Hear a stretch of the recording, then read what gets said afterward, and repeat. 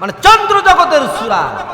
আল্লাহ রাব্বুল আলামিন বলেন ইকতারাবাতিস সাআতু ওয়ানশাক্কাল কমার। আল্লাহু আকবার। আল্লাহ রাব্বুল আলামিন চন্দ্র জগতের নামে সূরা দিয়েছেন। চন্দ্র বিদীর্ণ হওয়ার ঘটনা আল্লাহ রাব্বুল আলামিন এই সূরার মধ্যেই আল্লাহ রাব্বুল আলামিন লিপিবদ্ধ করে দিলেন। বলেন আল্লাহু আকবার। চন্দ্র বিদীর্ণ হওয়ার ঘটনা। তাহলে মুসলমানেরা একবার চিন্তা করে দেখেন, চন্দ্র বিদীর্ণ হলো কেমনে, চন্দ্র দ্বিখণ্ডিত হলো কেমনে? মুসলমান জানার দরকার আছে না নাই? আছে। মনোযোগ সহকারে শুনতে হবে। প্রত্যেকটা জায়গায় হক এবং বাতিলের দ্বন্দ্ব রয়েছে। এই চন্দ্র দ্বিখণ্ডিত হওয়ার ক্ষেত্রেও হক এবং বাতিলের দ্বন্দ্ব রয়েছে। আল্লাহু আকবার বলেন। কিভাবে?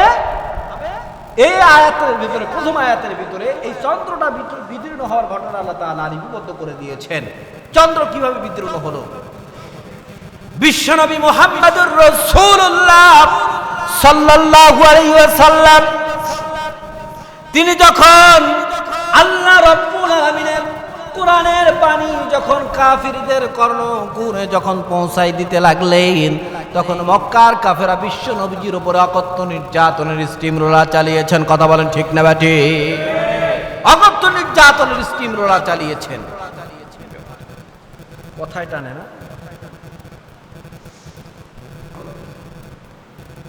মানে এত নির্যাতন করেছে, শেষ পর্যন্ত নির্যাতন করার পরেও, এত নির্যাতন করার পরেও যখন বিশ্ব নবীজিকে যখন দিনের পথ থেকে যখন সরাতে পারলেন না, তখন একটা ট্রাইব্যুনাল গঠন করলেন। যেই ট্রাইব্যুনালটার নাম হচ্ছে আন্তর্জাতিক অপরাধ ট্রাইব্যুনাল। বলেন আল্লাহু আকবার। বর্তমানে আন্তর্জাতিক ট্রাইব্যুনাল আছে না নাই? কিয়ামত পর্যন্ত এই আন্তর্জাতিক অপরাধ ট্রাইব্যুনাল থাকবে। কথা বলেন ঠিক কি না? ও মুসলমান, একটু ভালো করে শোনেন। তাহলে আন্তর্জাতিক অপরাধ ট্রাইব্যুনাল তখনও ছিল, এখনো আছে, কিয়ামত পর্যন্ত এটা থাকবে। একটা ট্রাইব্যুনাল গঠন করলো। এই ট্রাইব্যুনালটা গঠন করার উদ্দেশ্য হলো যে বিশ্ব নবীজিকে দুনিয়া থেকে চিরবিদায় করে দেওয়া। নাউজুবিল্লাহ বলেন। ট্রাইব্যুনাল গঠন করা হলো। গঠন করার পরে এই ট্রাইব্যুনাল গঠিত হওয়ার পরে বিদেশি মেহমান, নাম হলো হাবিব বিন মালেক। কি নাম? হাবিব বিন মালেক। এনাকে আমন্ত্রণ করানো হলো। তিনি 22,000 সৈন্য নিয়ে মক্কা নগরীতে এই অবস্থানের জন্য রওনা হয়ে গেলেন। এদিকে আবু জেহেল চক্রান্ত করেছে, বিশ্ব নবীজির বিচার করা হবে আন্তর্জাতিক অপরাধ ট্রাইব্যুনালে। বিশ্ব নবীজিকে দুনিয়া থেকে চিরবিদায় করে দেওয়া হবে।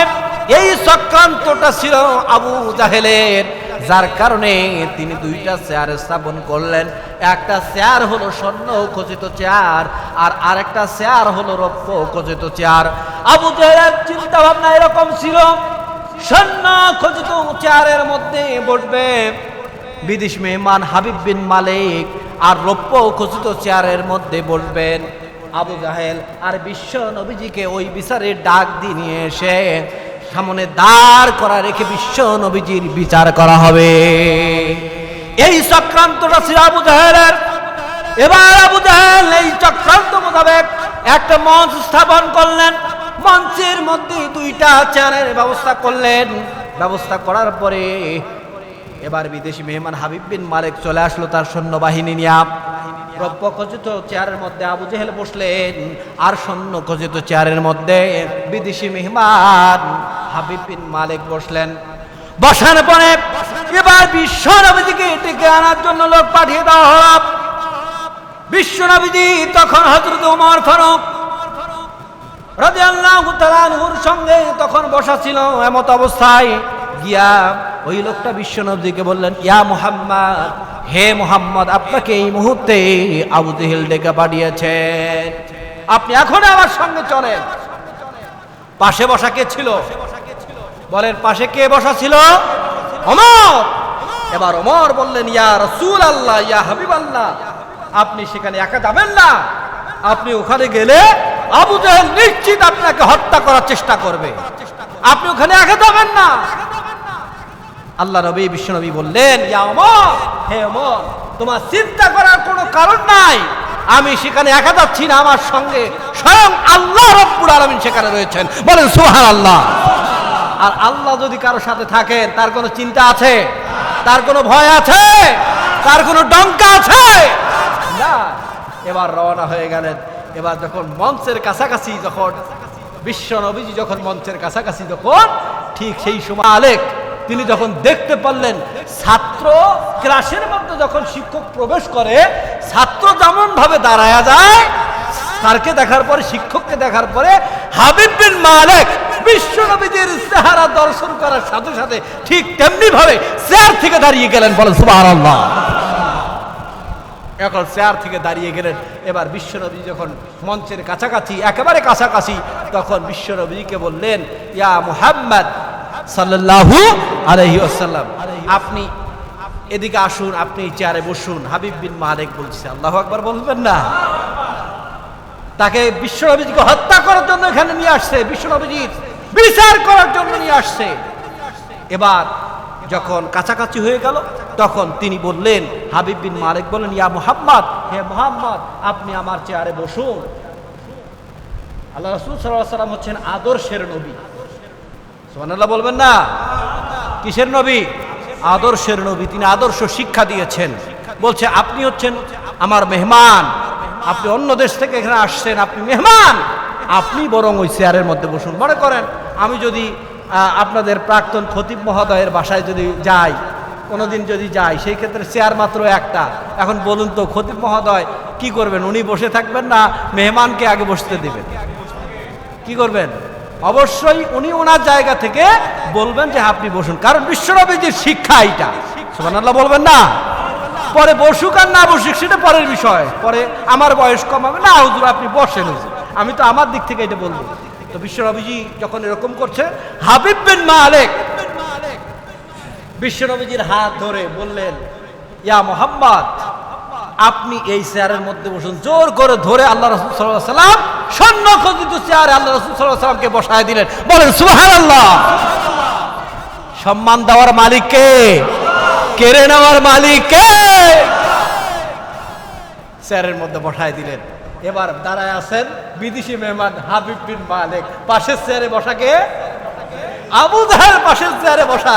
এখন চিন্তা করতেছে, আমি দাঁড়ায় থাকবো না বসে যাবো, আমি বসলেও সমস্যা, বসে থাকলেও সমস্যা, কারণ বিচার উল্টে যেতে পারে, যার কারণে আবার দাঁড়াইলেও সমস্যা, চেয়ার ছাড়লেও সমস্যা, না ছাড়লেও সমস্যা, যেটা বর্তমান সময়ে হয়েছে। কথা বলেন ঠিক না বা ঠিক?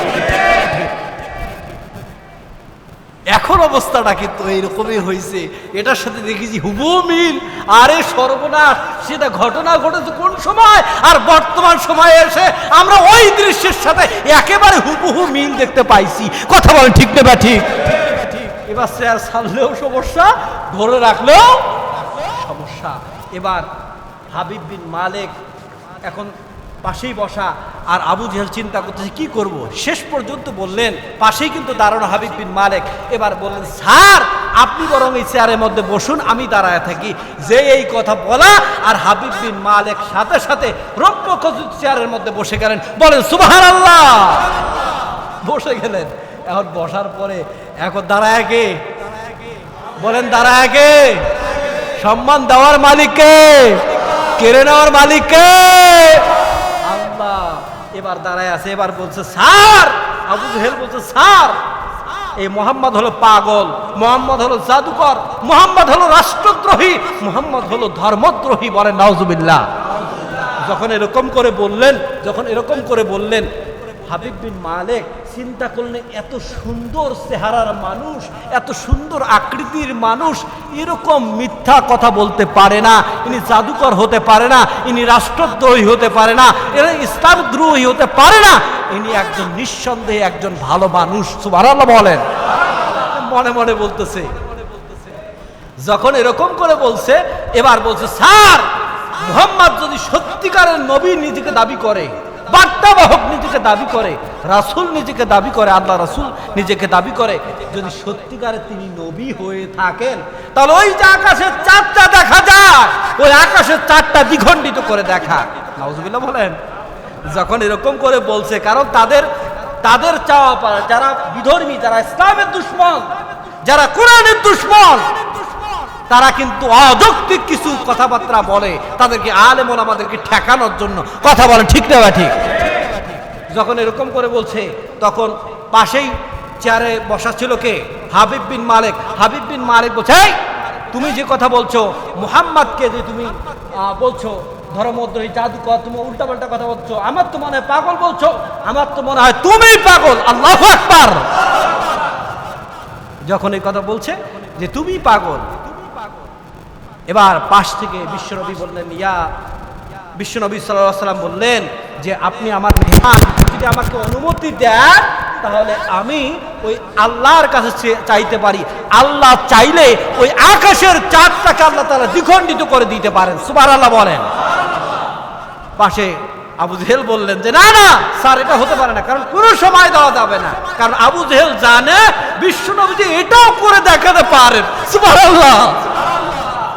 কারণ সে কিন্তু সব জানতো, মুহাম্মদ যা বলে মুহাম্মদ সাল্লাল্লাহু আলাইহি ওয়াসাল্লাম যা বলে তা 100% সত্য, তিনি আল্লাহর নবী, এটা কিন্তু জানতেন আবু জেহেল। কিন্তু কেন ঈমান আনে নাই? ঈমান এই কারণে আনে নাই যে ঈমান আনলে তার প্রধানমন্ত্রিত্ব, তার গদি, তার চেয়ার, ক্ষমতার চেয়ারটা থাকবে না, যার কারণে সে কি করে না, ঈমান আনে নাই। কথা বলেন, ঠিক না বা ঠিক?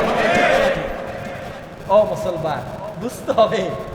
তাহলে এবার যখন বললেন, আবু জেহেল বললেন না না স্যার, কোনো সময় দেওয়া যাবে না। এবার পাশ থেকে বিদেশি মেহমান হাবিব বিন মালিক বললেন যে আমি আজকের এই মঞ্চের প্রধান অতিথি, আমি আপনাকে অনুমতি দিলাম, আপনি আপনার রবের কাছে চেয়ে নেন। বিশ্বনবীজি আল্লাহর দরবারে হাত উত্তোলন করলেন, আল্লাহকে বললেন, আল্লাহ তাআলা বিশ্বনবীজির চাওয়া পূর্ণ করলেন। বলেন সুবহানাল্লাহ। সাথে সাথে জিবরিল আলাইহিস সালাম এসে বললেন, ইয়া রাসূলুল্লাহ, ইয়া হাবিবাল্লাহ, আপনার শাহাদাত আঙ্গুলিটা আপনি আসমানের দিকে উঠান, আর চন্দ্রকে এরকম করে আপনি ইশারা করেন, চন্দ্র দ্বিখণ্ডিত হয়ে যাবে।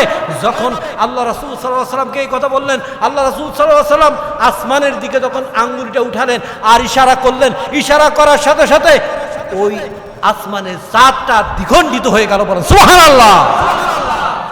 থরথর করে কম্পন দিতে আরম্ভ করলো আকাশের চাঁদ।